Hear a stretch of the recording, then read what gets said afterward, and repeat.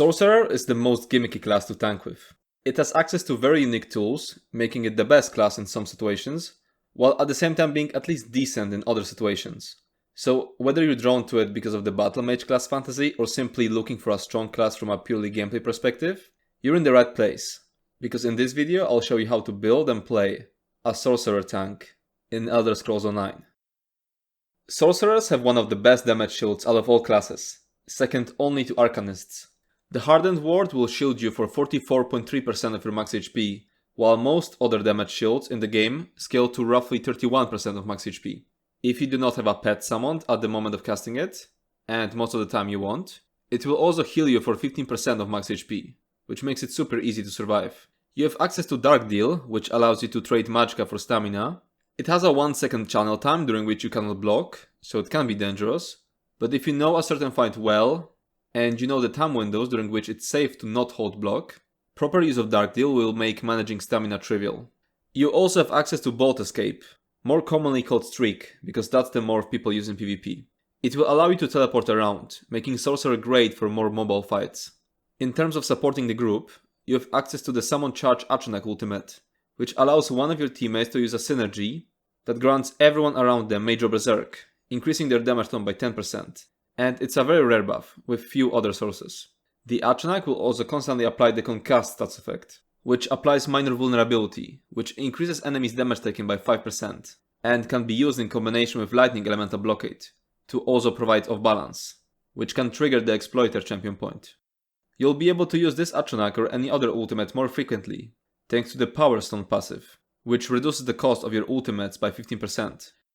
You also have access to the unique Minor Prophecy buff, which increases crit chance of everyone in your group by 6%, and it's unique to Sorcerers, although Nightblades have access to an almost identical buff, and they do not stack. You also have access to a unique 1000 penetration debuff, thanks to Crystal Weapon. I want this video to be useful for both beginners and experienced players, so I'll start with very basic stuff, but the video will have timestamps, so you can skip over that if I'm talking about something you already know. By the end of this video, you'll have a solid understanding of how to build and play an effective Sorcerer tank, as well as know its strengths and weaknesses. So, let's dive in and see what the sorc has to offer. I'll start off by showing you all the skills that can be useful, and then I'll show you how to set them up for different encounters. Starting off with Sorcerer's 3 skill lines: Daedric Summoning, Dark Magic, and Storm Calling. We're gonna start off with Daedric Summoning, as this skill line has the most useful abilities when it comes to tanking. Summon Unstable Familiar summons a Scamp pet that deals shock damage. This ability can also be reactivated while your summon is active to deal shock damage around the Scamp for 20 seconds. This and any other pet ability has to be slotted on both ability bars. Otherwise the pet will disappear when you swap to a bar that doesn't have this ability slotted. But going back to the ability itself, we have no use for the Scamp, but we can make use of one of its morphs. Summon Unstable Clanfear, which summons a Clanfear instead of a Scamp. It now deals physical damage rather than shock, though that isn't important. The reason this morph can be useful is because it changes the active ability, the one that you can use by reactivating this ability while the pet is summoned. Instead of dealing damage around the pet, it will now heal you for 31% of your max HP. It's going to be your most reliable self-heal, but at the same time you'll want to avoid using it whenever possible, because it takes up 2 skill slots, so you'll be able to bring less support skills for your group. It will also trigger the Expert Summoner passive, which will increase your max health, but reduce max stamina and max magicka. But the usefulness of it is situational, because quite a few fights have a lot of damage that scales with your max HP, so by increasing it, you're making the fight harder. It will also make you unable to heal with the Hardened Ward ability, but we'll get to that later. Summon Winged Twilight summons a Daedric Twilight pet that deals shock damage, and it can also be activated again to cause the Twilight to heal a friendly target for 15% of your max stamina or max magicka, plus 157.5% of your weapon or spell damage. The Summon Twilight Matriarch morph causes it to heal 2 targets instead of 1, and increases the heal scaling to 15.5% of your max stamina or max magicka, plus 162.7% of your weapon or spell damage. It's a skill you won't find useful 99% of the times, but if there's a fight where you're surviving completely fine, but your teammates are dying, it's an okay option for helping them survive. Conjured Ward grants you a damage shield equal to either 33% of your max health or max magicka, whichever is higher. And since we're tanks, it's always going to scale with max health for us. If you have no pets summoned, it will also heal you for 15% of your max HP. The Hardened Ward morph increases the scaling of the damage shield to 44.3% of your max health. and it is the better morph for the majority of situations. But the other morph also has some uses. The regenerative ward reduces the cost, increases the duration, which is mostly meaningless, and grants you and your allies minor intellect and endurance, increasing your magicka and stamina recoveries by 15%. The healing part now applies even when you have a pet summoned, but its scaling is reduced to 10% of your max HP. So as you can see, the morph choice isn't as simple with this ability. Minor intellect and endurance are decent buffs, but they have many other sources. Like for example, you don't need to provide it yourself if there's an ablet healer in your group, because they will already apply it with their path. And also, you can apply intellect and endurance with scribing abilities. The regenerative morph is also significantly cheaper, as it costs 3780 magicka instead of 4320. And it always applies the heal, so if you're planning on using the clan of your pet, that works in favor of regenerative ward. But if you don't want to think about it too much, then hardened ward is the better default option. Bound armor passively grants you 8% increased max magicka and minor protection, which decreases your damage taken by 5%. It can also be used to increase your block mitigation by 36% for 3 seconds, which is a massive boost. Bound Aegis morph also passively grants you minor resolve, which increases your armor by 2974, and increases the block mitigation bonus to 40%, and increases its duration to 5 seconds. It's an extremely strong skill that makes Sorcerer tanks best at dealing with blockable damage if that damage happens over a short period. But it's not a staple skill that you'll be using all the time. It's something you want to slot in sometimes, when the situation requires that. Minor Resolve is an extremely important buff, but it also comes from Resolving Vigor, which is an extremely strong heal that you want to avoid unslotting. Minor Protection is also important, but you can get it for example from front barring the Temporal Guard ultimate, or from scribing abilities. The max magicka bonus is nice, but not that important in the end. Summon Storm Atronach is an ultimate ability that costs 200 ultimate at base, and spawns a Storm Atronach, which deals shock damage on arrival and then continues to zap the closest target. The more important part of this ability is that an ally can use a synergy on the Atronach to grant Major Berserk to all nearby allies for 10 seconds, which increases their damage down by 10%. Major Berserk has quite a few other sources, but none of them are actually worth using. Like for example, Kinra's is an okay option, but it still gets outclassed by other sets. Similar case with Wrecking Blow. It's an okay option, but Dual Wield is still stronger, so in the end people don't bring Major Berserk on their own, which makes Summon Storm Atronach a great support ultimate, when other supports are already covering aggressive Horn uptime. The Atronach is a pet, so while it is summoned, it will trigger the Expert Summoner passive, and it will make it so you don't heal yourself with the Hardened Ward. The Summon Charge Atronach morph causes the Atronach to deal damage in an AoE, rather than dealing damage to the single closest enemy, and it now applies the Concussed stats effect with each tick. The Concussed stats effect applies minor vulnerability for 4 seconds, which increases enemies' damage taken by 5%, and it can also combo with Lightning Elemental Blockade to trigger Off Balance, which allows your damage dealers to utilize the Exploiter champion point. Now, let's look at the passives in the Daedric Summoning skill line. Rebate restores 300 stamina or magicka whenever one of your non-ultimate Daedric Summoning abilities ends. The type of resource depends on the ability's cost. So for us, it's only going to restore magicka. Power Stone reduces the cost of your ultimate abilities by 15%. It's an extremely strong passive that will let you support your group better by pumping out more Warhorns or Atronachs, or help them survive with barriers.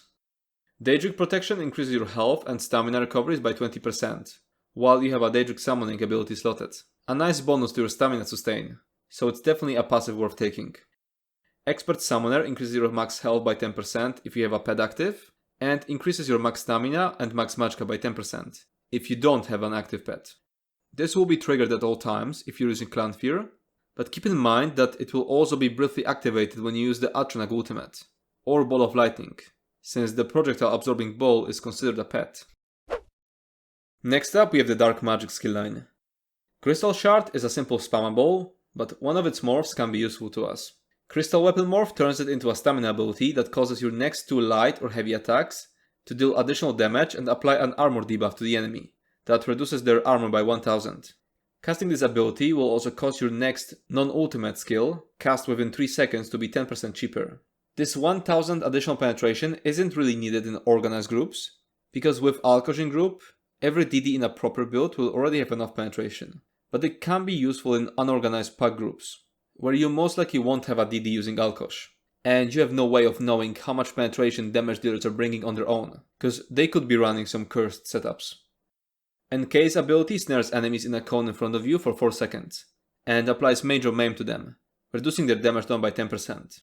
The Vibrant Shroud morph no longer snares your enemies, but instead heals everyone within the cone, including you, for 11.6% of your max stamina or max magicka, plus 122% of your weapon or spell damage, and applies minor vitality to everyone, increasing their healing received and strength of damage shields by 6%. Back to Major Maim. This is an extremely important debuff that will reduce enemies' damage down by a lot, but you gotta be aware of its other sources. Destructive Clench also applies it, so if you're already using it for Minor Brittle or for Wrench Taunting, then you can somewhat disregard the Major Maim from Vibrant Shroud. Though it doesn't mean you shouldn't ever use these two abilities together, because Vibrant Shroud also has other aspects, which I'll talk about in a moment. You can also do Major Maim with Scribing. You can see an example of such skill on the screen right now. However, Major Maim applied by Vibrant Shroud is an AoE, so it is another thing to consider. Although there's very few fights in ESO where there's multiple enemies that are doing big damage, so usually you only need Major Maim on a single target.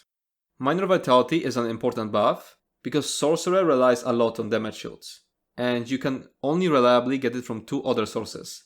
The Mystic Guard, which is going to be used in very few specific fights, and from a healer using the Ozezan monster set, which is way more common. And now the heal. It's actually way stronger than what it looks like, because casting Vibrant Shroud will also trigger the Blood Magic passive, which will also heal you for 10% of your max HP. So combined, it ends up being pretty close to the heal from Clanfear. It is more expensive than Clanfear, but it doesn't require 2 skill slots, and also has lots of other effects, like the Minor Vitality, Major Maim, and some healing for your allies. Dark Exchange allows you to spend stamina to channel for 1 second to restore 8000 health and 3600 magicka instantly, and then 2400 magicka over 20 seconds. It will also grant you Minor Berserk for 20 seconds, increasing your damage down by 5%, though that's not very important for tanking. The Dark Deal morph swaps the resources around. It now costs magicka and restores stamina, and on top of that, the cost is lower, the additional resource restore happens over 10 seconds rather than 20, and it adds minor force buff, which is once again unimportant for us. This is the better morph in a huge majority of situations, because stamina is harder to combat than magicka for tanks, because blocking will completely stop our stamina regeneration. You need to be aware of your surroundings because casting it will drop your block. The ability can be sort of compared to heavy attacking with a sword and board, because they both have a 1 second cast time. So if you can safely squeeze in a heavy attack, you can safely squeeze in Dark Deal. Dark Deal's advantage over a heavy attack is that it also heals you for quite a lot. It's a static value of 8000, plus the 10% max HP heal from proccing the Blood Magic passive. And the Dark Deal doesn't require a target, so you can regenerate stamina while standing away from the enemy. The Dark Conversion morph restores more, but doesn't swap the resources, so it costs stamina to restore magicka, which personally I've never found useful, but with this kind of gimmicky abilities, you never know when you'll find that one situation when it becomes useful. So I wanted to describe it to you, and mark it as optional, rather than discarding it as 100% useless. Daedric Mine's ability places explosive mines on the ground, and it won't be useful for us for tanking, but one of its morph changes it completely. Daedric Refuge changes the mines to protective wards, that grant you or your allies damage shields when you walk over them. It's quite good for protecting your teammates, but nowadays it just gets outclassed by describing damage shields, so it isn't really worth it if you have the Gold Road chapter. Now let's look at the passives in the Dark Magic skill line. Unholy Knowledge reduces the health, magicka and stamina costs of your non-core combat abilities by 6%. Core combat abilities are stuff like blocking, dodge rolling and breaking free, so this passive will grant you a nice cost reduction to your regular skills. Blood Magic passive will heal you for 10% of your max HP whenever you cast any Dark Magic ability, which ends up being extremely strong, as many of these abilities already have some healing on their own. Persistent causes your next health, magicka or stamina ability to cost 15% less after you've blocked an attack, which you'll be proccing a lot as a tank. Exploitation grants Minor Prophecy to you and your group for 20 seconds when you cast a Dark Magic ability, increasing your spell critical rating by 1314 for 20 seconds. This is the unique Sorcerer buff that they bring into group, but because of hybridization, which was started 2.5 years ago and still isn't finished, it sort of does the exact same thing as Nightblade's unique Minor Savagery buff, which increases weapon critical rating. The only situation where they're not essentially the same thing is when a damage dealer only gets their major crit buff from their potions. So a major savagery from weapon power pots, or major prophecy from spell power pots. But that's rare, and most damage dealers will have both major savagery and prophecy active from some skill, usually Camo Hunter.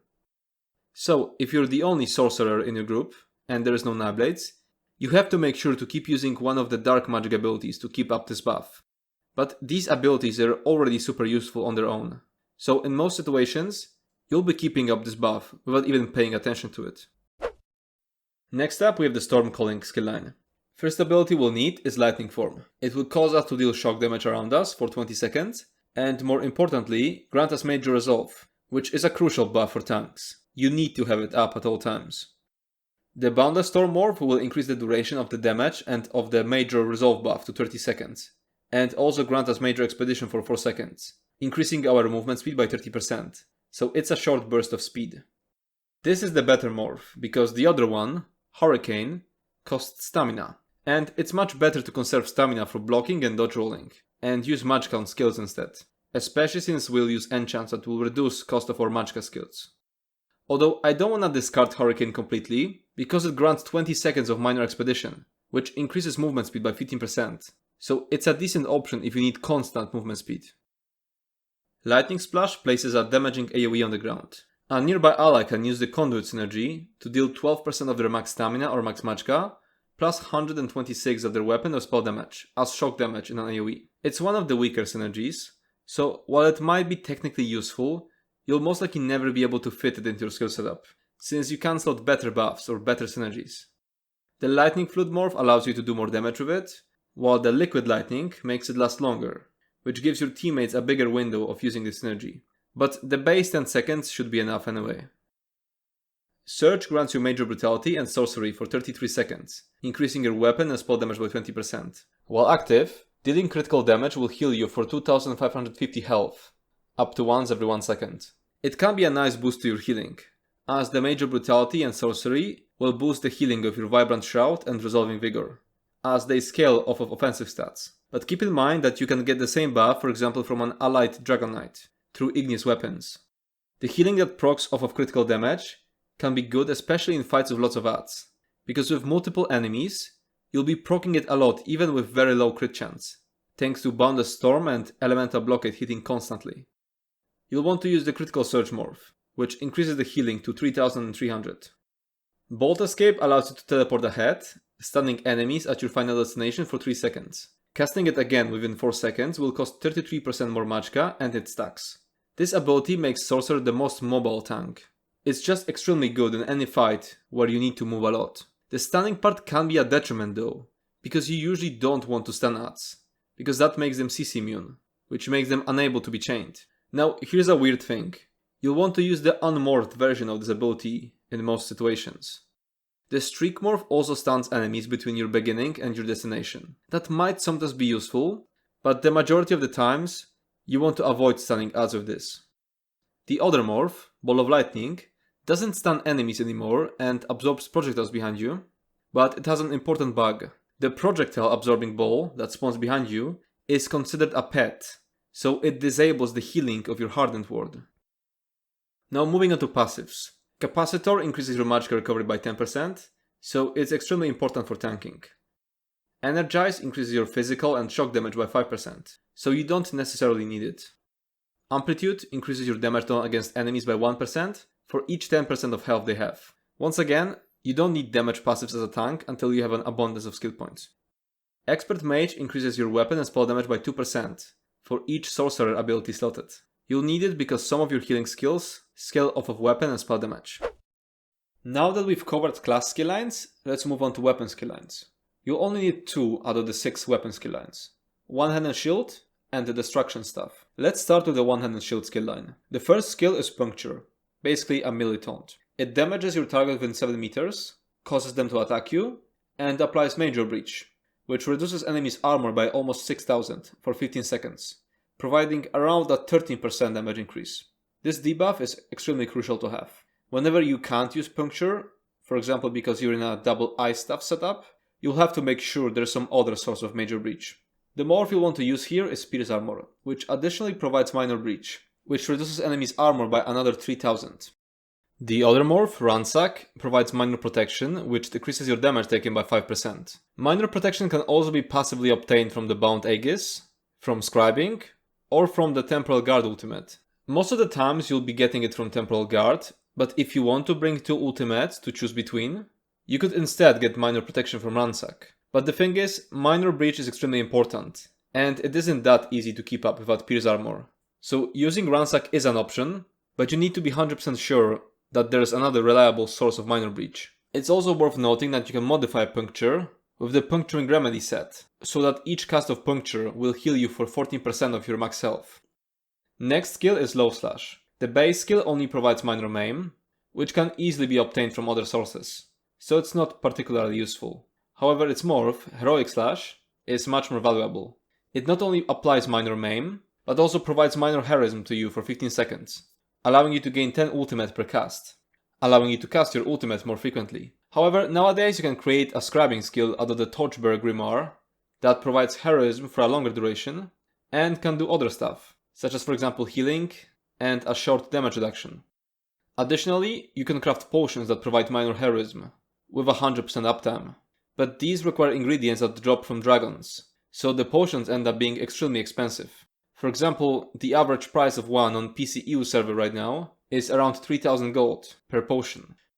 But with enough money you won't have to deal with the dilemma of trying to fit in Heroic Slash or Torchbearer into your setup.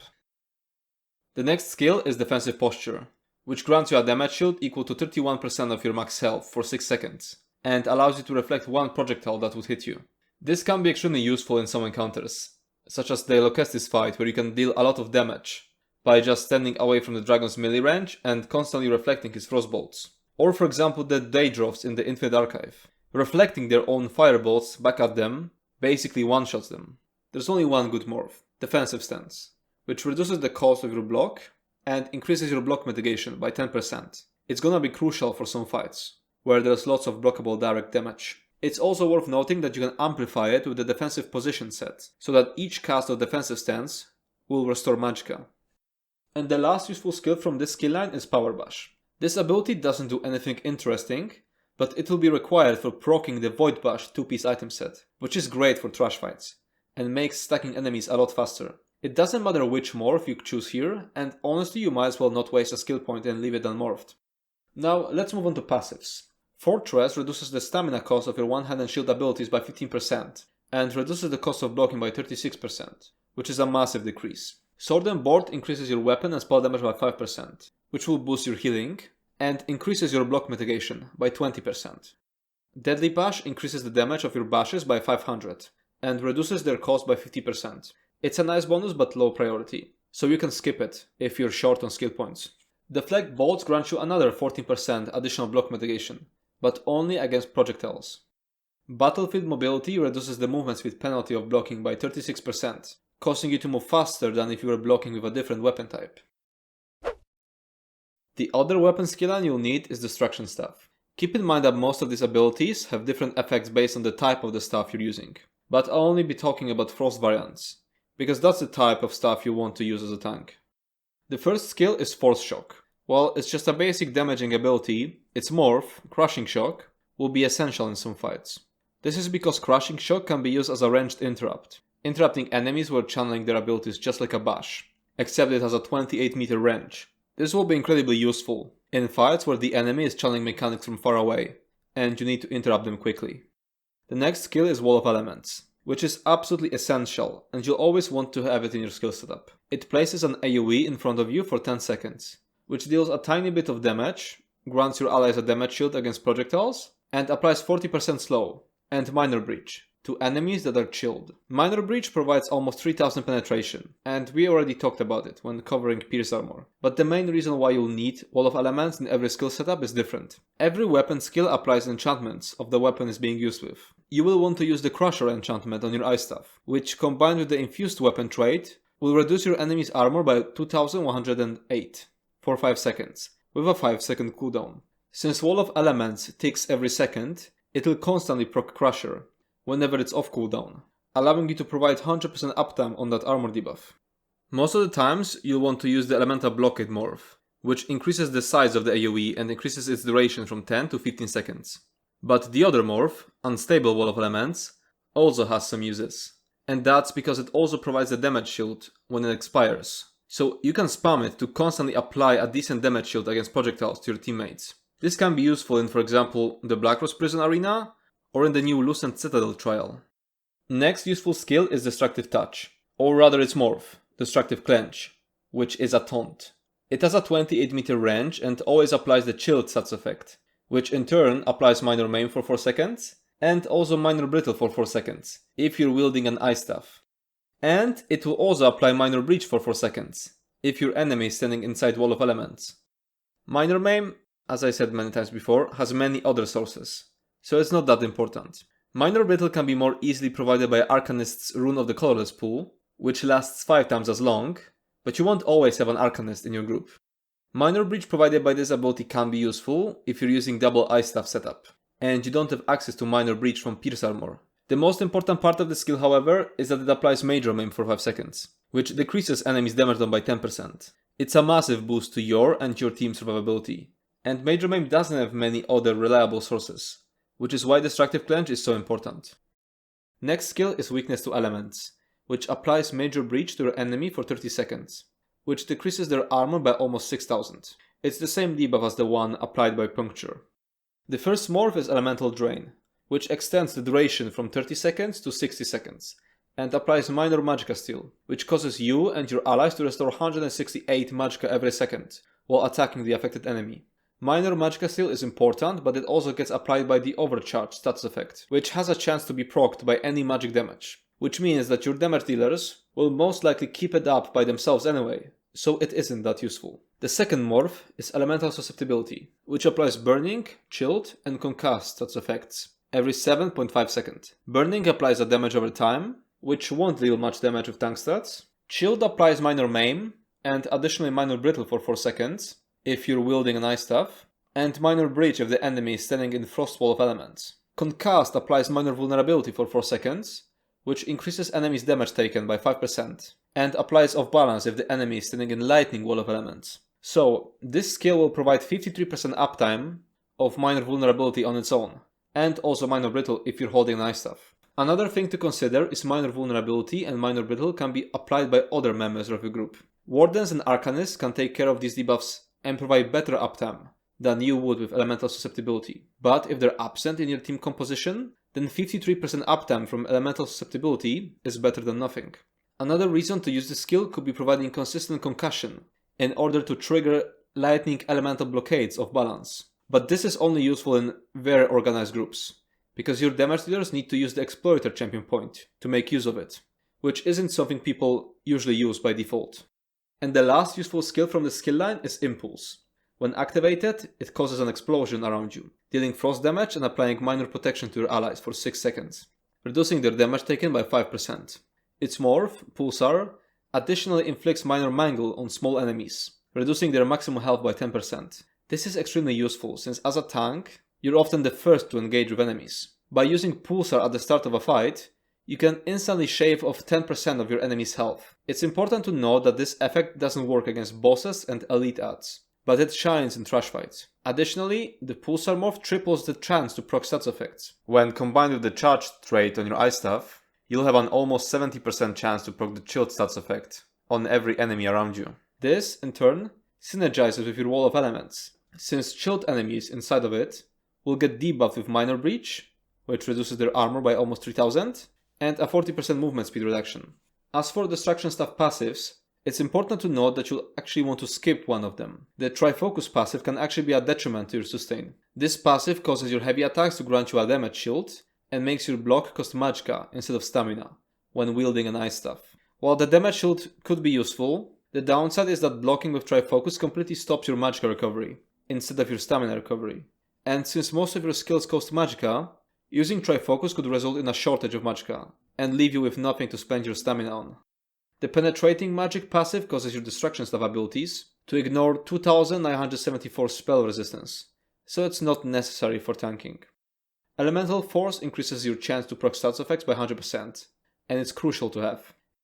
Ancient Knowledge will reduce your cost of blocking by 36% and increase your block mitigation by 20% while wielding an ice staff, turning it into a proper tanking weapon.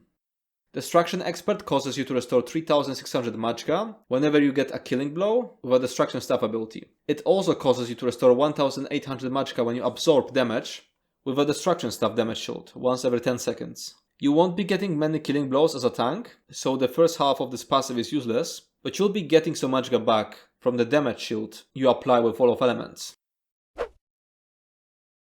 Now, let's dive into the armor skill lines. These skill lines primarily consist of passives that scale with the number of armor pieces worn in each respective type. Additionally, they offer one active skill, which can only be used when wearing 5 or more armor pieces of the corresponding type. Let's start with light armor. You'll usually wear at least one light armor piece, so you'll benefit slightly from its passives. However, you won't need the active skill Annulment, since it requires wearing 5 light armor pieces. When it comes to passives, prioritize Evocation, which improves your magicka sustain, and Spell Warding, which increases your spell resistance. Once you have an abundance of skill points, you can also get Grace and Prodigy. Light armor also has inherent bonuses and penalties, regardless of skill point allocation. The bonuses are: each piece of light armor reduces damage taken from magical attacks by 1%. Magical damage types include Magic, Flame, Shock, and Frost. Each piece reduces the cost of dodge roll by 3%. And the penalties are: each piece increases damage taken from martial attacks by 1%. Martial types include Physical, Poison, Disease, and Bleed. And each piece increases the cost of block by 3%. Now, let's move on to medium armor. Similar to light armor, it's common to wear at least one piece of medium armor, providing you with some passive benefits. The active skill Evasion, specifically the Elude morph, can prove useful in certain encounters. For example, when off-tanking in Asylum Sanctorium. Evasion grants you major evasion, reducing damage taken from AoE attacks by 20%. Elude significantly extends this buff, and grants you major expedition for 3 seconds after being hit by a direct AoE attack, boosting your movement speed by 30%. Personally, I prefer using more heavy armor pieces and obtaining major expedition from a different skill, but Elude works exceptionally well, and can make you extremely fast when wearing 5 medium armor pieces. When it comes to passives, prioritize Windwalker, which enhances your stamina sustain, and Athletics, which reduces the cost of dodge roll and increases sprint speed. Dexterity and Agility are also valuable passives to invest in once you have an abundance of skill points. Medium armor also provides inherent bonuses, regardless of skill point allocation. The bonuses are: each piece of medium armor reduces the cost of block by 3%. And after using roll dodge, each piece reduces damage taken from AoE attacks by 2% for 2 seconds. Lastly, let's discuss heavy armor, which is our primary armor type. In most cases, you'll be wearing 5 heavy armor pieces, allowing you to really benefit from its passives. The active skill, Unstoppable, grants major resolve for 20 seconds, which increases your armor by almost 6000, although you'll most likely already have this buff from another source. It also provides 6 seconds of crowd control immunity. However, during the crowd control immunity, your movement speed is reduced by 65%. Its morph, Immovable, grants you 5% block mitigation per heavy armor piece equipped, and increases the strength of the snare by 5% per heavy armor piece. Both effects last for 6 seconds, just like the crowd control immunity. While this skill is completely crucial for other classes, sorcerers have access to Bound Aegis, which is in many aspects a better version of Immovable. Still, Immovable can be useful if you also need the crowd control immunity, which you won't get from Bound Aegis. When it comes to passives, you want to put points in all of them. Resolve grants you 343 bonus armor per heavy piece. Constitution grants you 4% health recovery per heavy piece, and restores 108 stamina and magicka per heavy piece when you get hit with a cooldown of 4 seconds. Juggernaut increases your max health by 2% per heavy piece. Revitalize increases the amount of stamina and magicka restored by your heavy attacks by 4% per heavy piece. And Rapid Mending increases your healing received by 1% per heavy piece. Heavy armor also offers inherent bonuses and penalties, independent of the skill point allocation. The bonuses are: each piece of heavy armor reduces damage taken from martial attacks by 1%. Each piece increases your block mitigation by 1%. While immune to crowd control, each piece reduces damage taken by 1%. And the penalties are: each piece of heavy armor increases damage taken from magical attacks by 1%, and each piece increases the cost of roll dodge by 3%.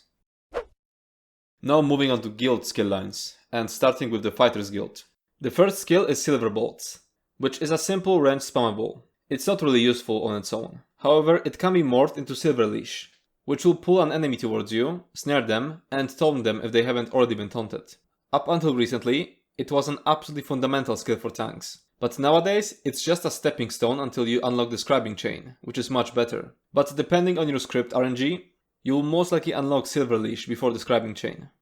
Next is Circle of Protection, and once again, we're only interested in its morph, as the base ability offers us basically nothing. Ring of Preservation morph places a circle on the ground for 10 seconds that heals you and your allies inside of it for 1.9% of your maximum stamina or maximum magicka, plus 19.7% of your weapon or spell damage. It can be a decent heal over time in fights that don't require much movement. As for the passives, you only need them if you end up using Fighter's Guild abilities. You'll definitely want the Intimidating Presence, which reduces the stamina cost of your Fighter's Guild abilities by 15%. It will make sustaining Silver Leash a lot easier. Slayer passive will increase your weapon and spell damage by 3% for each Fighter's Guild ability slotted. This will boost your healing abilities. Banish the Wicked passive will allow you to get additional ultimate on kills. Getting more ultimate is always nice, but this only works on killing blows, and you won't be getting many of those as a tank. So only get this passive once you have spare skill points. Next up we have Mage's Guild. The first skill we want to look at is Entropy, or rather its morph, Structured Entropy. This skill puts a 20-second damage over time on an enemy, which becomes 22 seconds with the Everlasting Magic passive. Every 2 seconds you'll be healed for 1.9% of your maximum stamina or maximum magicka, plus 19.7% of your weapon or spell damage. What makes this ability really strong is that you can place it on multiple enemies to stack up lots of healing over time on yourself. And even though it isn't a staple ability, I found it extremely useful in, for example, Dreadcell Reef's first boss. The second skill to mention is Fire Rune. This skill allows you to place a rune on the ground that explodes, dealing flame damage to enemies. While it might not seem particularly useful for tanks at first, it becomes valuable for proccing the Encratis monster set. Encratis increases the flame damage taken by enemies and reduces the flame damage taken by allies. But in order to activate it, you need to deal flame damage yourself. Since weapon enchants cannot proc the set, the easiest way for a Sorcerer tank to utilize it is by using Fire Rune. The Scalding Rune morph will continuously deal damage for a duration of 24 seconds. This means you won't have to recast it as frequently to keep Encratis proccing consistently on cooldown. The next skill is Equilibrium, which allows you to trade health for magicka. However, using Equilibrium will reduce the strength of your healing and damage shields by 50% for 4 seconds. You can use it to improve your magicka sustain. The Balance morph grants you Mage Resolve for 32 seconds, which allows you to use this skill as a replacement for Bounded Storm. It will make your magicka sustain much better, but the healing and damage shield reduction makes it a bad choice for some fights, especially when you're mostly relying on your own healing and shielding, rather than on your healers.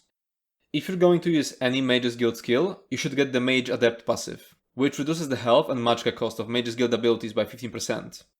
The Everlasting Magic passive, which increases the duration of Mage's Guild abilities by 2 seconds, and the Magicka Controller passive, which increases your max magicka and magicka recovery by 2% for each Mage's Guild ability slotted. Next we have Psijic Order skill line. The first skill I want to discuss is Time Stop. I have to mention that it's an extremely niche skill, and not a priority to invest a skill point in. Time Stop allows you to stun enemies in an 8-meter radius for 3 seconds. Personally, I found it to be useful only in the Vykosa boss fight, in Moonhunter Keep dungeon. However, I decided to mention it so you know the option exists, and perhaps you'll find it useful in other situations. If you do decide to use Time Stop, I recommend using the Time Freeze morph to remove the 2-second cast time, which can be quite annoying. Moving on, we have Accelerate, which is again rather niche, but absolutely essential in a few fights. Accelerate grants you the Major Expedition buff for 4 seconds, increasing your movement speed by 30%. It also grants Minor Force for 20 seconds, increasing your critical damage by 10%. While the Minor Force buff is not crucial for us as tanks, the reason Accelerate is truly essential is because of its morph, Race Against Time. This morph removes snares and immobilizations, and also provides you with 4 seconds of immunity to them. One fight where this skill is extremely important is when off-tanking Navintas in Sunspire. The statues in that fight will put a stacking snare on you, which eventually becomes so strong you won't be able to move. To counter this, you'll need to use Race Against Time to remove the snare. Additionally, the Major Expedition buff provided by Race Against Time will be very useful in that fight. Lastly, let's discuss Undo. This ultimate skill allows you to go back in time by 4 seconds, resetting your position, health, stamina and magicka to what they were at that moment. However, you're not meant to use it actively. The reason this ultimate can be useful is because of its morph, Temporal Guard. This morph will passively grant you minor protection while slotted, reducing your damage taken by 5%. So it's worth running whenever you're not getting minor protection from Bound Aegis. It will also trigger the Concentrated Barrier passive. Now let's take a look at the passives. Clairvoyance reduces the cost of your Psijic abilities by 15%, so you'll want to put points into it if you end up using Race Against Time or Time Freeze. Spell Orb causes you to generate Spell Orb charges for 10 seconds whenever you cast a Psijic ability. After stacking 5 charges, you launch an orb at the closest enemy, which deals a tiny bit of damage. It's not a passive you're going to be able to make use of as a tank, so we can skip it. Concentrated Barrier gives you a 5000 damage shield whenever you begin blocking, if you have a Psijic ability slotted on your bar. The shield recharges when you spend 10 seconds not blocking. It's a nice bonus, so it's a passive worth taking. Deliberation decreases your damage taken by 30% while you're casting or channeling Psijic abilities. However, we're only going to use instant Psijic abilities, so we'd never trigger this passive, so it's useless for us. Now let's move on to the Undaunted skill line. First we have Blood Altar, which is an essential skill to have in every fight. While it doesn't necessarily need to be run by you, someone in your group should use it on every boss fight, as it greatly enhances survivability. When Blood Altar is placed down, every enemy within a 28-meter radius will constantly be afflicted with minor lifesteal. This effect restores 600 health to your allies whenever they attack these enemies, up to once every second. However, the more important aspect of the skill is the synergy it provides. When your allies' health drops to a low level, they can activate the Blood Funnel synergy, healing them for 40% of their maximum health. Like all synergies, it can be used once every 20 seconds. But it gets even stronger. The Overflowing Altar morph instead grants the Blood Feast synergy, which restores 65% of your allies' maximum health when they use it. This can be a lifesaver in many situations. Moving on, we have Trapping Webs. This ability places a web on the ground that deals damage, slows enemies, and explodes after 10 seconds. However, the most crucial aspect is that it grants a single use of the Spawn Broodling synergy to your ranged allies, which summons a spider. Unfortunately, due to the ranged requirement, the synergy is quite niche, as your ally needs to be really far away to activate it. However, in certain situations, like in Asylum Sanctorium, where your allies need to be distant from the main boss, and the main boss has a massive hitbox, they can actually make good use of this synergy. You should use the Shadow Silk morph, as it grants the summoned spider a strong damage over time effect. Next we have Inner Fire, which is a taunt. It has a range of 28 meters, just like Destructive Clench, but deals flame damage. The additional benefit it provides is a single use of the Radiate synergy for one of your allies, which deals 6% of their max stamina or max magicka, plus 62% of their weapon or spell damage as flame damage over 3 seconds, and then explodes, dealing 10% of their max stamina or max magicka, plus 105% of their weapon or spell damage as flame damage, which makes it the strongest damaging synergy in the game. The Inner Rage morph allows 3 people to use the synergy, which translates into lots of damage done when your entire group makes use of them. It's also worth recasting this ability early in 12-man content to allow even more people to use the synergies. The other range taunt, Destructive Clench, takes priority if your team needs a damage reduction from Major Maim, or if you really need the Minor Brittle, but Inner Rage can be used in easier fights, and when another support takes care of Minor Brittle. Also, if you have enough bar space, you could use both of them. The Inner Beast morph deals more damage, changes the cost from magicka to stamina, changes the damage type from flame to physical, and applies Minor Maim and Minor Vulnerability for the duration. It can be a decent source of Minor Vulnerability, if no other support is providing it. The next skill is Bone Shield. It grants you a damage shield equal to 30% of your maximum health, which is identical to the shield you get from the Defensive Stance skill in the One-Handed and Shield skill line. However, Bone Shield also grants your allies a single use of the Bone Wall synergy. When used, this synergy provides them and up to 5 other allies with a damage shield equal to 33% of their maximum health. It's important to note that if you receive the damage shield from someone else using the Bone Wall synergy, it will trigger the 20-second cooldown for you as well. This means that you can't spam Bone Shield and have your allies use it one by one. In content such as 4-man dungeons, if one person activates the synergy, it goes on cooldown for everyone, assuming they were within range to receive the shield. The Bone Surge morph is the better one. It changes the synergy to Spinal Surge, which not only provides the damage shield, but also grants everyone affected by the shield Major Vitality for 6 seconds. Major Vitality increases healing received and strength of damage shields by 12%, and it used to be a rare buff, but nowadays it can be obtained very easily through Scribing. Moving on, we have Necrotic Orb. This skill sends an orb slowly floating forward, dealing damage to all enemies around it. It also provides a crucial synergy to allies, which deals damage and restores 4000 of their dominant resource when activated. The first morph, Mystic Orb, increases all of your recoveries by 100, while the orb is active. The second morph, Energy Orb, transforms the orb and the synergy to heal allies instead of damaging enemies. The synergy is essential for sustaining resources, but most of the time, you won't have to use it yourself, because someone else in the group will already do so. The Necrotic Orb ability itself might not be the best damaging skill, but it's still competitive with others. And healers often use the Energy Orb skill, which means it's typically covered in trials and dungeons, when you have a dedicated healer. Overall, as a tank, it's unlikely that you'll need to slot Necrotic Orb. However, if nobody happens to run it in your group, you can provide significant sustain and damage by using it yourself. As for the passives, the Undaunted command causes you to restore 4% of your max health, stamina and magicka whenever you use a synergy, which is a significant boost to your sustain. The Undaunted Metal passive increases your max health, stamina and magicka by 2% for each type of armor you're wearing, which is why most of the time you'll want to use 5 heavy, 1 medium and 1 light to get the full benefit from this passive. Next up we have the Assault skill line. It's worth noting that all skills from the skill line will proc the powerful Assault item set, which is a set very commonly used by tanks, especially when off-tanking. First skill is Vigor.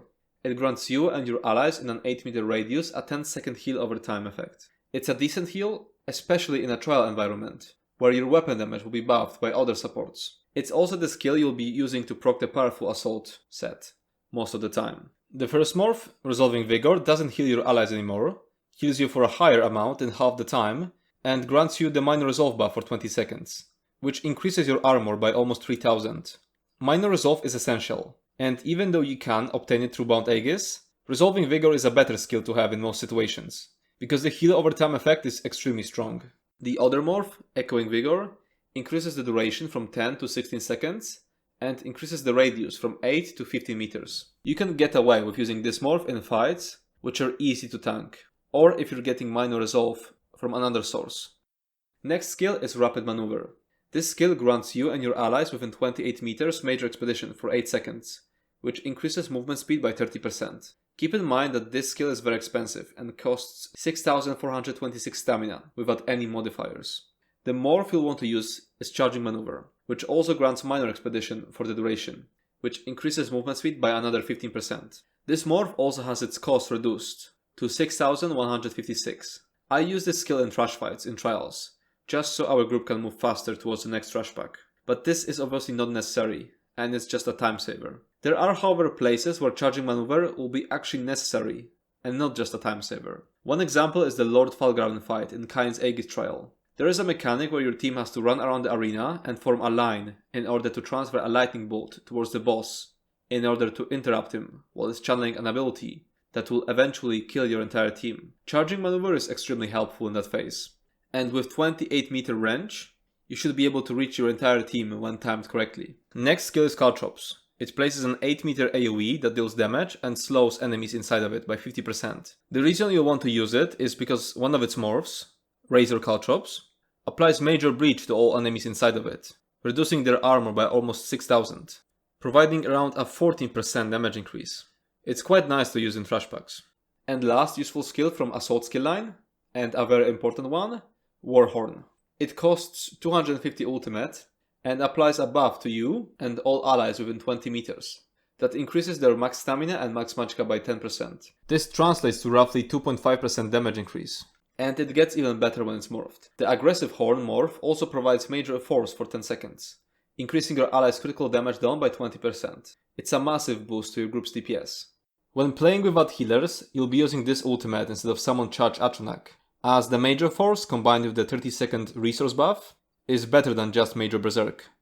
As for Assault passives, none of them affect PvE combat, but you'll definitely want to put a single point into Continuous Attack to get the permanent Major Gallop, which will increase your movement speed while mounted by 30%. Next we have the Support skill line. Starting off with Siege Shield. Its morph, Propelling Shield, increases the range of abilities, with a range of at least 28 meters by 7 meters, while you're standing inside of it. It's going to be extremely useful in some encounters, such as for example Ansul fight in Sanity's Edge, but it's extremely situational. Next we have Purge. It's a very expensive ability that will cleanse up to 3 effects from you and your allies within 18 meters.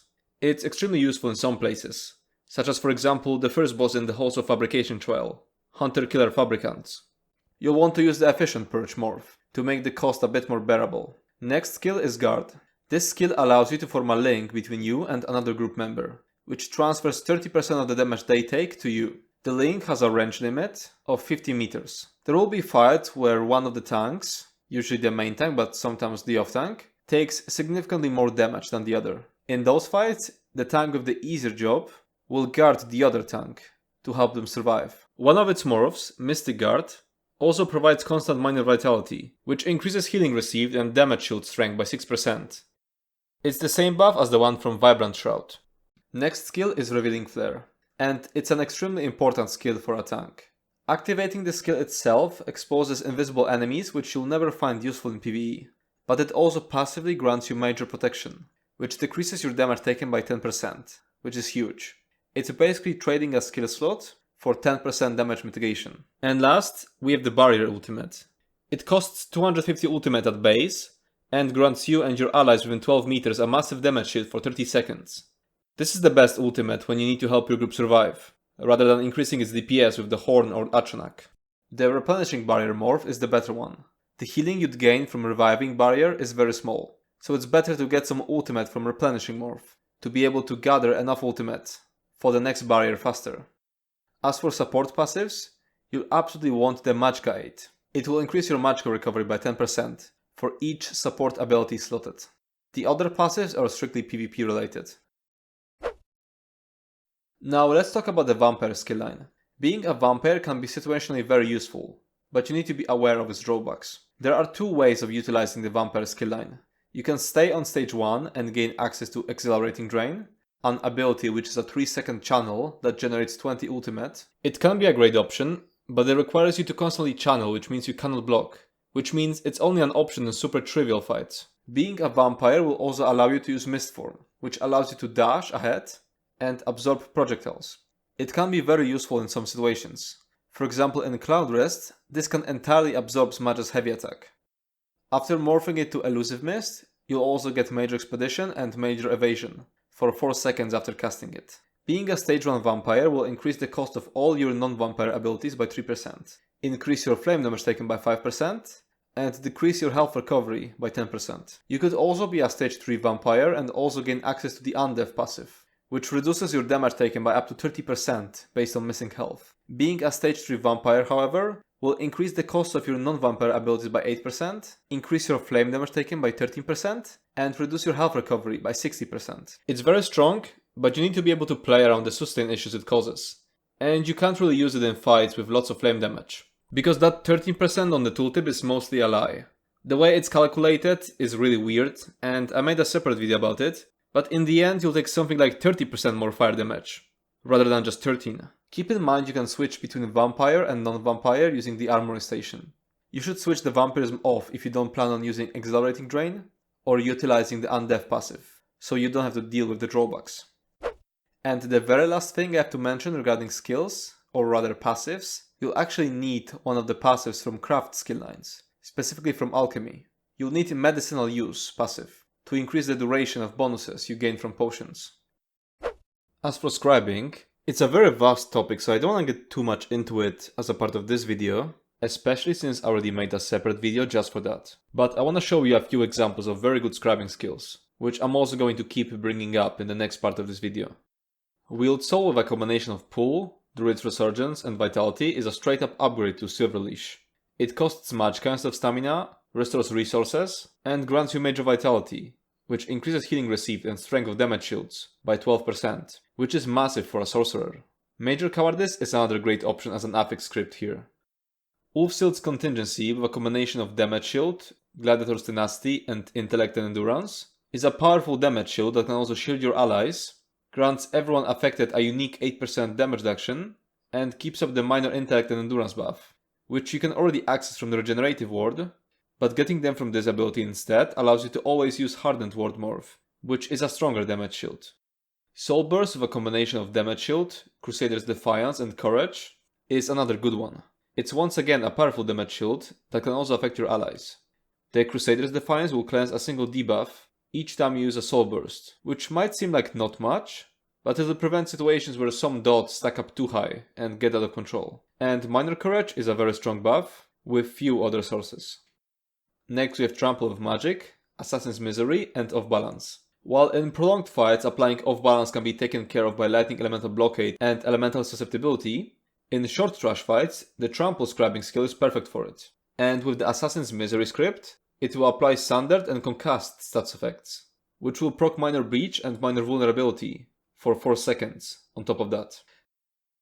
Next, Shield Throw with Taunt, Druid's Resurgence and Maim. The stars have to align for you to be able to use it, but it can be useful. Basically, you can replace your Destructive Clinch with it, but you have to make sure Minor Brittle, Major Breach and Minor Breach are already taken care of. This skill applies Major Maim for a longer duration, because it's 10 seconds versus 5 seconds from Destructive Clinch, and it also grants you recoveries, making your sustain easier. And the least useful of them all, Torchbearer with Healing, Gladiator's Tenacity and Heroism. As I said before, it can serve as a replacement for Heroic Slash. Torchbearer costs more and has a cast time, but it does have some healing and provides a damage mitigation to make up for it. And now we've come to the end of the skill descriptions. Let's move on to creating skill setups for specific encounters. I know a lot of people don't like changing stuff and prefer using a single setup for everything. So let me first show you a setup I would use if I couldn't ever switch my skills. Keep in mind that no matter how casual you want to play, you'll just have to slot Crushing Shock and Bound Aegis for some fights. In those cases, Bound Aegis goes in Warding Burst slot, and Crushing Shock goes in instead of Leashing Soul or Resolving Vigor. Keep in mind that Bound Aegis also grants you Minor Resolve and Minor Protection. So when using it, you can replace Temporal Guard with Replenishing Barrier, and you can replace Resolving Vigor. Though you don't have to, because Resolving Vigor's heal is still very useful, even without the Minor Resolve.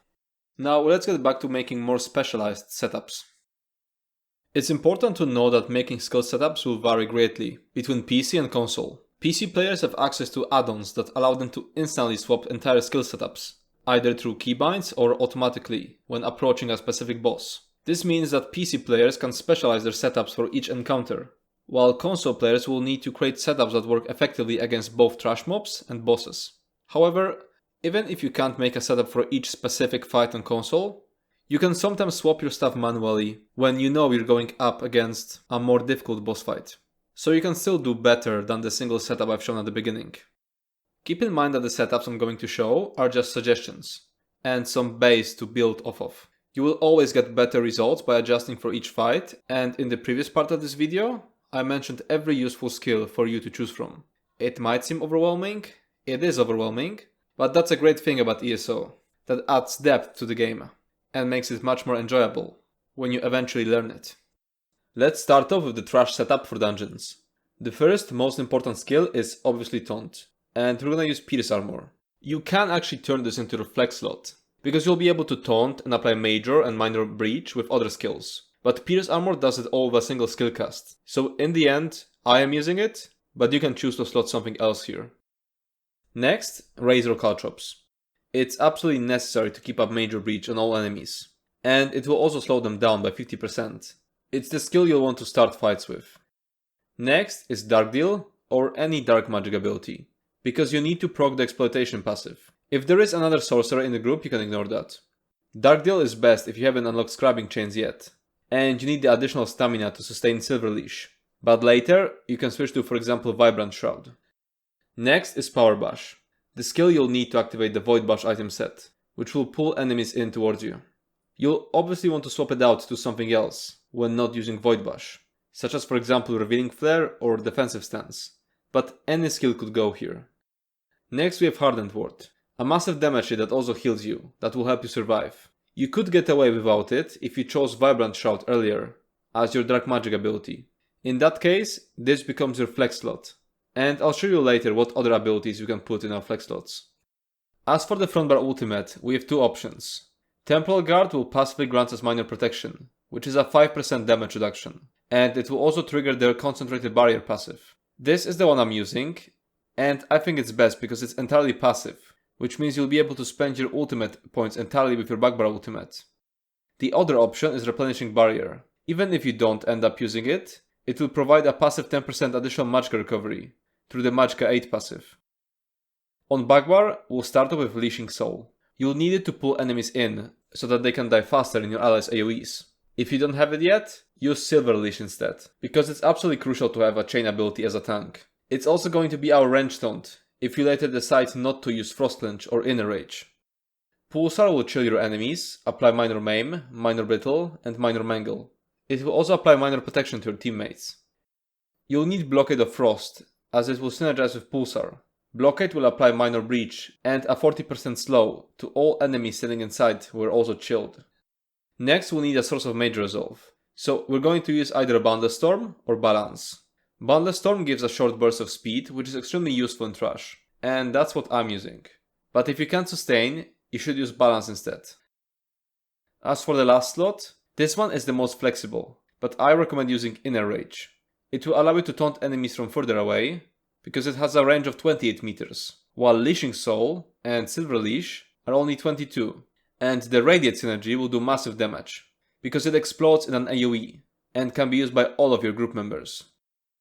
Now as for flex slots, these could go in that last skill slot with Inner Rage, which I just talked about, or in any other flex slot I mentioned.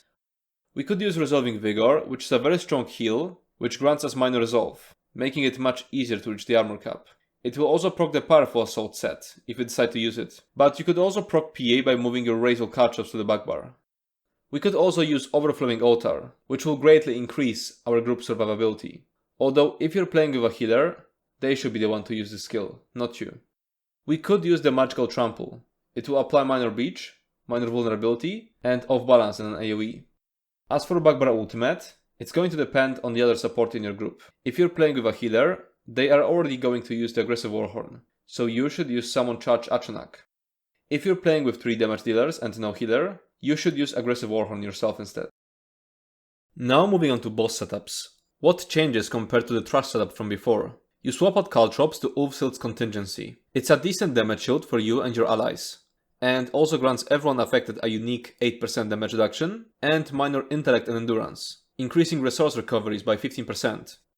In the third slot, you still need to use a Dark Magic ability, if there is no other Sorcerer or Nightblade in your group. But what changes compared to Trash setup is that Crystal Weapon is a good option that will reduce enemies' armor. In the slot where you used Power Bash, you will use Soul Burst instead, which is another damage shield for you and your allies, that also purges negative effects and applies Minor Courage, increasing weapon and spell damage by 215. In the slot where we use Pulsar, now we're going to use one of the 2 range taunts. Destructive Clench or Inner Rage. Destructive Clench if the boss deals a lot of damage directly, or if we need Minor Brittle and Inner Rage otherwise. It is possible to once again get away without range taunt, but only if you know the fight you're going into very well. In the last slot, that was a flex slot in Trash, we're going to use Resolving Vigor, since boss fights are more difficult than Trash, and you'll need the Minor Resolve to hit the armor cap. Some fights will straight up require situational skills like Crushing Shock, Immovable, Revealing Flare, etc. Remember that this is just a base to work off of. Every skill that I mentioned in the previous part of this video could come useful, and there's no way for me to cover everything. Nothing is set in stone, and you should stray from the setups I gave you if you feel like you can make it work. Now moving on to Trials, and starting off again with Trash setup. So the base setup for Trial Trash is extremely similar to Dungeon Boss setup. The only difference is that Inner Rage is a better option than Destructive Clench. We will only start seeing bigger differences once we try to optimize. I try to make these base setups extremely defensive, but what can make this Trash setup much better is fitting in Pulsar to provide AoE Minor Brittle. You could give up the Dark Magic skill for it, if there's another Sorcerer or Nightblade, or give up Ulfsild's Contingency, but it will reduce your and your group's survivability. Of course, you can't use Pulsar on your front bar, so you'd have to move one of your backbar skills to front bar, and then slot Pulsar on backbar. You could also go with 2 Ice Staves, in which case you can't use Pierce Armor, so you'll instead use Caltrops as a source of Major Breach. Or if there's someone else already providing AoE Major Breach, this becomes your flex slot. This will also allow you to use Pulsar on front bar. Now moving on to Trial Boss setups. The base setup here is the exact same as base setup for dungeon bosses. But in trials, it's way more likely that you'll be able to benefit from adapting to your teammates. For example, no need for destructive clench if the boss doesn't hit hard, and someone else provides minor brittle. There's no definite need for a dark magic ability if there's another sorcerer or nablet, and it's much more likely in a 12-man group, rather than in dungeons, when there's only 3 people other than you. There could be someone else providing minor courage, which removes the need for warding burst. The base is the same as the base of dungeon setups. You'll just have to do different adjustments, because in trials, there's usually another tank and 2 healers that can take some responsibilities off of you. And that's it for the skill setup part of this video. Remember, the key to getting better results is to adjust your skills based on the situation. The setups I'm showing won't be perfect for every fight, they're just a base which should be fine for a huge majority of content. There are a bunch of things you need to consider when setting up your skills, like who's in your team and the type of enemy you're facing.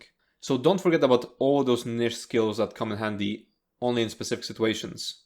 Experiment a bit and see what works best for you.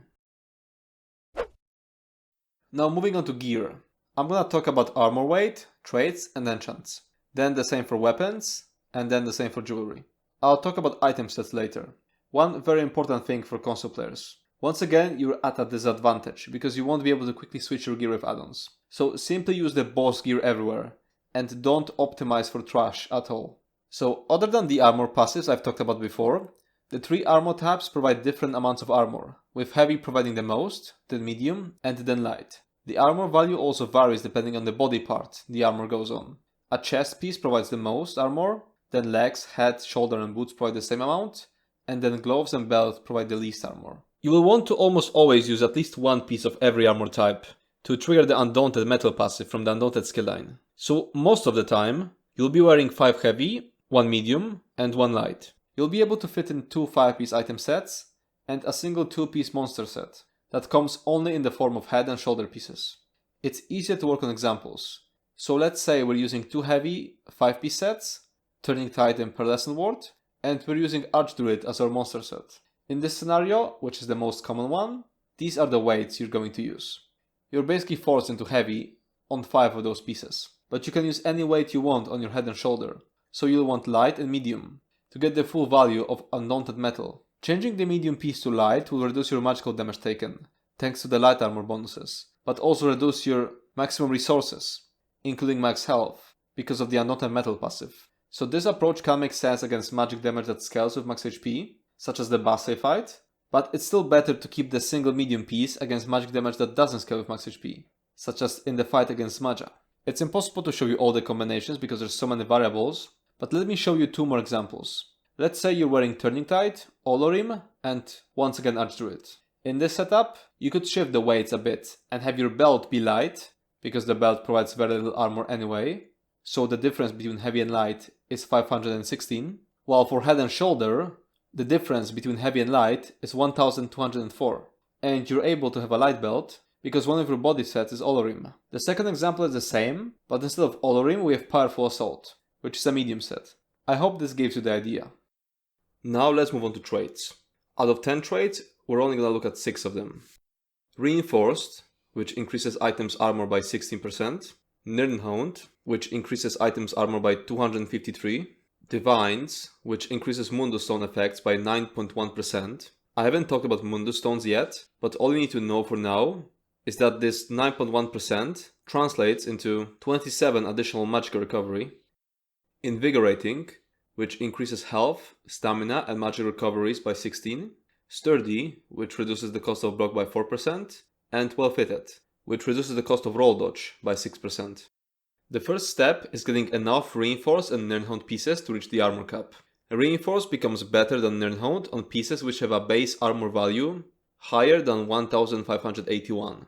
There is also a lot of other variables that will have an impact on our armor, such as race, item set bonuses, champion points, or weapon type. After you've hit the armor cap, Divines and Sturdy are the best default traits to put on the remaining pieces. Divines will simply increase your magical recovery by boosting your Achenak Mundus, and is the best all-around trait that's useful in every situation. Sturdy is very good for beginners who hold block way more than they need to, or if you're playing with a very high ping. It's also great when you're using the Wardmaster slottable champion point, which kind of forces you into this perma-blocking gameplay to benefit from the damage reduction. But even if you're an experienced player with low ping, Sturdy can be situationally best trait for some encounters. where you're forced to hold block for a long time, such as for example the Valena and Lamikai boss in Scrivener's Hall dungeon, Rielas and Ziliaset in Lucent Citadel, Roxanne Bolsonar, or basically any trash fight. In the end, the difference between these two isn't that big once you've covered your armor needs, with reinforced and bigger pieces. Personally, I use Divines as default, and switch to Sturdy only in specific encounters. But that's obviously not feasible for you at the beginning, as you won't have enough transmute crystals to have multiple sets of the same armor. Well fitted can be situationally best for some specific encounters, where you're forced to dodge roll a lot, such as for example the Reef Guardian boss in Dreadsail Reef Trial. Invigorating is not far behind Divines in terms of magic recovery, and also gives you some stamina recovery. Now these would be the traits I would use on a Nord Sorcerer tank, with no additional armor from items and bonuses.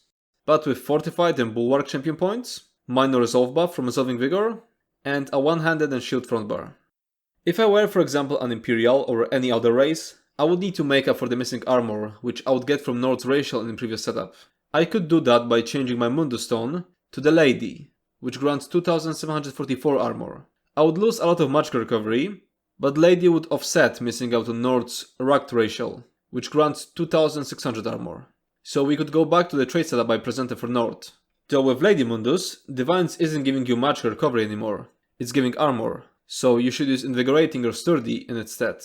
Keep in mind some sets, like for example Crimson Oath, provide armor with their set bonuses, which makes getting to the armor cap much easier, and allows you to give up armor in other parts of your build, such as champion points for example.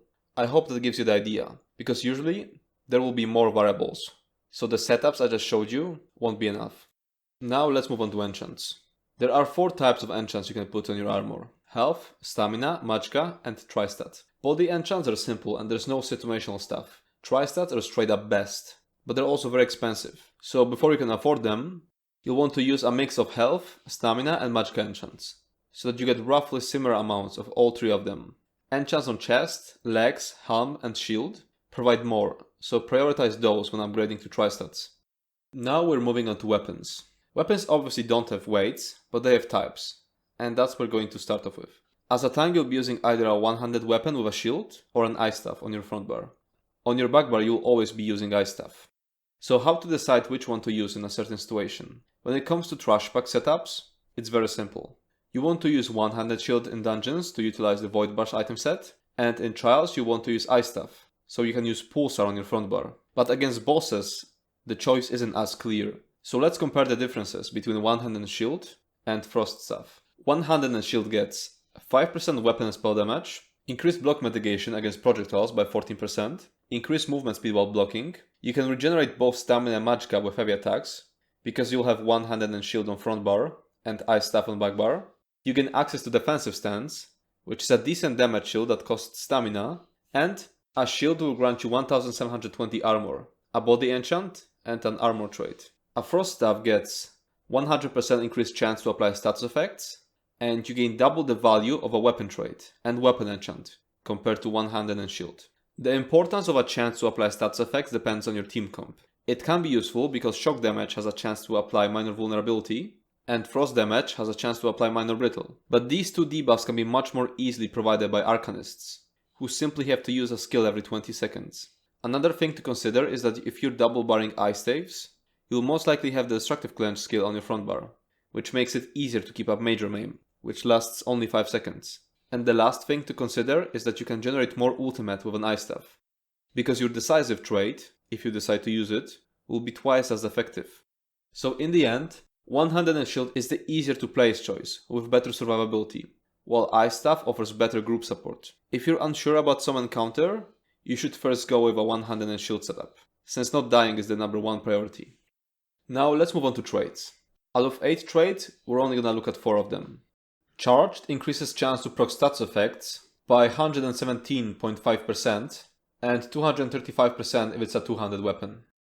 Decisive gives you a 27.5% chance to gain 1 additional ultimate whenever you gain ultimate, and the chance is 55% if it's a two-handed weapon. Infused increases effective weapon enchantments by 30% and it decreases their cooldown by 50%. And Defending increases your armor by 1638 or 3276 if it's a two-handed weapon. So let's go over all content types and what kind of traits you should use there. In trash bags and dungeons, you'll absolutely want your bugbear ice staff to be charged, so that your pulsar almost always applies the chilled stats effect. As for your front bar, you'll want to use decisive to generate more ultimate. In trash bags and trials, you'll want your bugbear ice staff to be infused to boost your crusher enchant, and your front bar ice staff to be charged, so that your pulsar always applies the chilled stats effect. If you're using one-handed and shield, you should instead apply the logic from dungeon trash packs. So charged bugbear with decisive front bar. Against bosses both in dungeons and in trials, you'll absolutely want your bugbear ice staff to be infused to boost your crusher enchant. Your front bar weapon should be infused with weakening enchant if you're playing without a healer, and decisive otherwise. You could also utilize charged with shock enchant to provide minor vulnerability. Defending is something you can use on your front bar weapon to massively help with reaching the armor cap, although it's gonna create an armor disbalance between your front bar and back bar. It's not something you're ever going to need as a Nord, but it can be good if you're going to choose a different race, but we'll get to that later. Now moving on to enchants. There's a lot of those, but I'll only talk about a few most useful ones. Keep in mind that these values will be halved when put on a one-handed weapon. Crusher reduces enemies' armor by 1622 for 5 seconds, and it has a 10-second cooldown. With the infused trait and elemental blockade, you can keep it up indefinitely. Shock deals 2534 shock damage, and it has a 4-second cooldown. The reason you'll want to use it is because damage from enchants has a very high base chance to proc stats effects, 20%, and with all other modifiers, such as charge trait on your weapon, you'll be able to reach chance close to 100%, and shock damage procs the concussed stats effect, which applies minor vulnerability for 4 seconds. Frost deals 2534 frost damage, and it has a 4-second cooldown. Same reasoning as with shock, except here we're talking about the chilled stats effect, which applies minor maim, and, if you're wielding an ice staff, minor brittle. Weakening reduces enemies' weapon and spell damage by 348 for 5 seconds, and it has a 10-second cooldown. With the infused trait, you'll be able to keep up decent uptime on it. Hardening grants 3784 damage shield for 5 seconds, and it has a cooldown of 10 seconds. Absorb stamina, absorb magicka, and prismatic onslaught. These deal 1900 physical or magic damage, and restore 350 for stamina, 350 for magicka, or 177 magicka and stamina respectively. So let's go over all content types and what kind of enchants you should use there. Basically, you'll want to always use Crusher on your backbar weapon. In trash bags, your front bar enchant doesn't really matter. You can use Shock, Weakening, Hardening, or one of the sustain enchants. Against bosses, you'll want to use the Weakening enchant, if you don't have a healer with you. Or Shock if nobody else is providing minor vulnerability. If you have a healer and have minor vulnerability covered, you can use some selfish enchant of your choice. Hardening for damage shields, or one of the sustain enchants. One more situational thing I want to mention is that sometimes in very organized groups, against very difficult bosses, you can use a hardening enchant on your backbar instead of Crusher, and it will increase your survivability by a decent amount, but you have to make sure other supports will cover Crusher instead. Now let's talk about jewelry and start with listing all the useful traits. Infused increases effectiveness of jewelry enchantments by 60%. Harmony restores 880 health, stamina and magicka whenever you activate a synergy. Swift increases movement speed by 7%. And Protective increases armor by 1190. In trash fights, the best trait is Swift. The movement speed is really useful there, and trash is usually easy to deal with, so you don't need the additional sustain from Harmony or Infused. Keep in mind that the case is different in Infinite Archive, as the trash there isn't trivial, so you should treat it basically like a boss fight. Especially since a boss could spawn any moment while you're doing Infinite Archive trash. Against bosses you'll want to use Infused or Harmony. And if I were to simplify the relation between them, it would be that Harmony is stronger whenever you have at least 2 different synergies available to you, which means that Harmony will be better in the vast majority of situations. But Infused can be better when playing with randoms, or if the specific encounter makes it really difficult for your teammates to provide you synergies. But that's just a big shortcut, and if you want to learn more, I made a separate video about it. Protective is something I listed as a last resort for reaching the armor cap. Using it will hurt your sustain by quite a bit, but it's still better than going into a very difficult fight without being armor capped. Let's move on to jewelry enchants, and I'll once again list all the useful ones. Reduce spell cost reduces magicka cost of all abilities by 203, reduces skill cost, reduces health, stamina and magicka cost of all abilities by 133, and bracing, reduces block cost by 203. And it's very simple here which one you want to use. Reduced skill cost is the best one if you're going to frequently use some stamina skill, such as crystal weapon. Otherwise, reduced spell cost is the best one. Bracing enchant is good while you're still learning the game, and you're holding block when there's no need to. It's also situationally best in some encounters, even when you're very experienced with blocking, such as for example trash fights in Infinite Archive. Now item sets. You're able to fit onto yourself 2 5-piece item sets and a single 2-piece monster set. There's tons of them, but fortunately I already made a separate video for those. Here's the video for 5-piece sets, and here a video for monster sets. Some of the 5-piece item sets can be one-barred, which means that you can wear 3 of its pieces on body or jewelry, and the last 2 pieces on your weapon slots. Doing so with a single 5-piece item set will allow you to fit in a 2-piece weapon set on one of your bars. Here are the sets you could use in that case. Puncturing Remedy, if you're using Pierce Armor, Defensive Position, if you're using Defensive Stance, and Void Bash. Absolutely great for trash packs in dungeons. You'll need Power Bash to proc it, which I already put in the dungeon skill setup, specifically for this set. 1-piece Trainee combined with 1-piece Druid Sprite, if you're not using any of these abilities. Here's an example of such setup.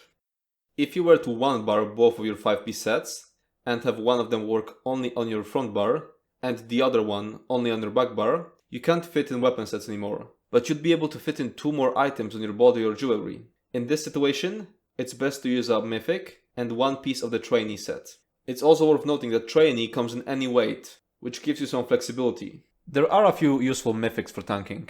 The 2 useful for your team are Spauldre of Ruin and Crypt Cannon's Vestment. But since Spauldre of Ruin is a shoulder piece, it's more convenient to sort of put it in the monster sets category, as it will replace a monster set if you decide to use it. Crypt Cannon's Vestment can be pretty strong, but it requires coordination with the rest of your group, so don't bother bringing it into pug runs. The 3 selfish mythics I can recommend are Death Dealer's Fete, but it will be a detriment if a fight has damage that scales with max HP, Marken Ring of Majesty, which can be a really good source of additional armor, and Sirabane's Ward, which can boost your block mitigation. Here's an example of such setup. Now let's talk about the gear you should start with. This is the crafted setup you could start with. I'm saying you could because you don't have to start with crafted gear. Turning Tide and Crimson Oath are 2 very good sets that come from dungeons.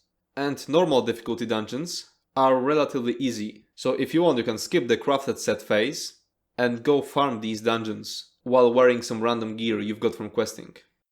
To make everything a bit more clear, now I want to show a few examples of full gear sets I would use for some encounters. For dungeons without a healer, this is what I'd use in Trash, and this is what I'd use against bosses.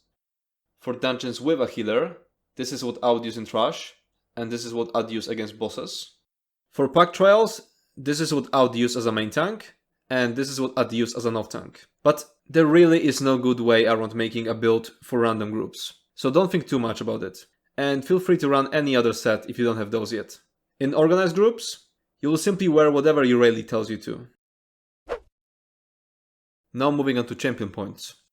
Just like with every other aspect of this game, a lot of the stuff here will be situational, and you'll be able to gain small bits of advantage here and there by reconfiguring and preparing for each fight on its own, but I will also include lazy setups.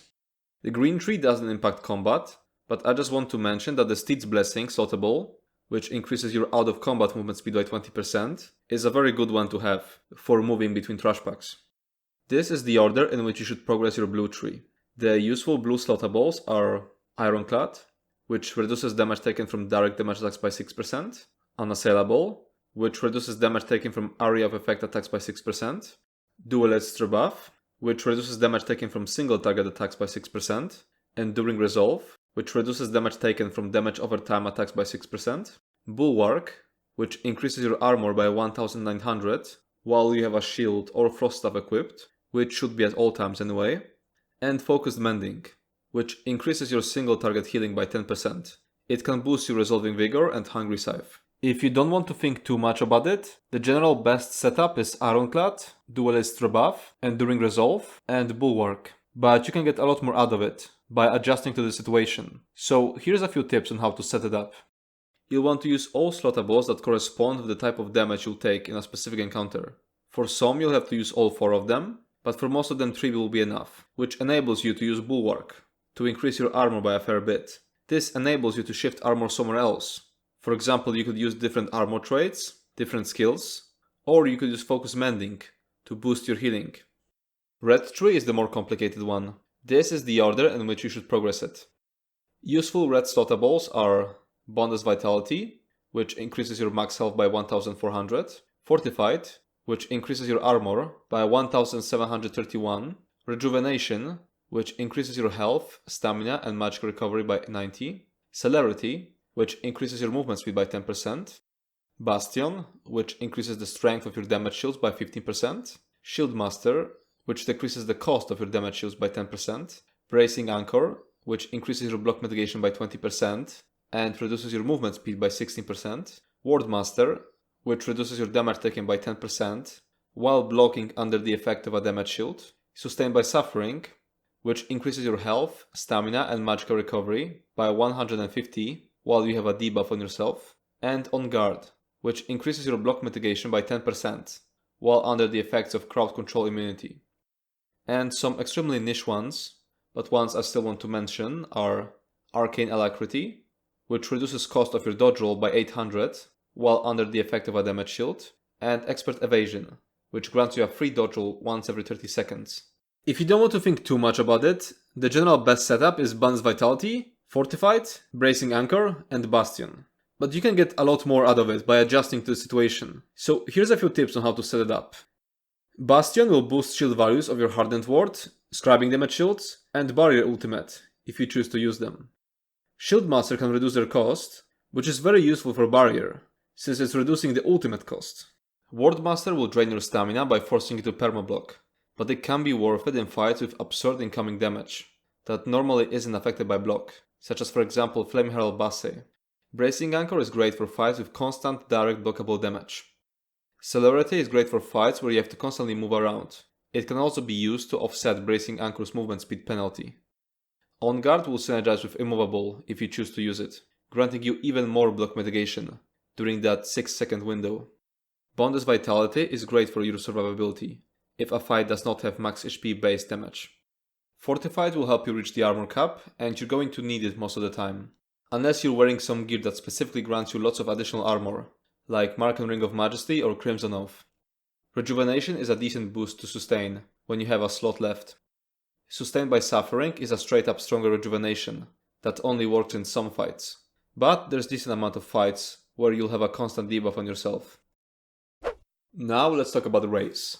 Sadly, the game isn't very balanced here, and you'll be handicapping yourself by a decent amount by not choosing North for their bonus armor, because armor is very hard to get from other sources. It is possible to obtain, but that forces you to sacrifice other good stuff, such as the Atronach Mundus or Sustained Jewelry traits. Then there is also North's ultimate generation passive, which at first glance might seem similar to Imperial's cost reduction passive, but North's Ultigen passive works better with sets like Saxhleel or War Machine, which are quite commonly worn on tanks. You can still make it work, it's just going to be harder to play.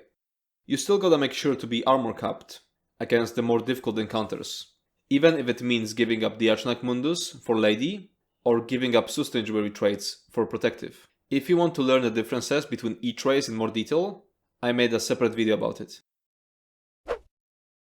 Now moving on to Munduses. This part is actually very straightforward, because the best Mundus stone by far is the Atronach, which grants 310 magical recovery. You can find it in the places shown on the screen. It can also be placed in houses, so some guild halls might have it there. You can also use the Lady Mundus, which I mentioned multiple times when talking about race. Lady Mundus increases your armor by 2744.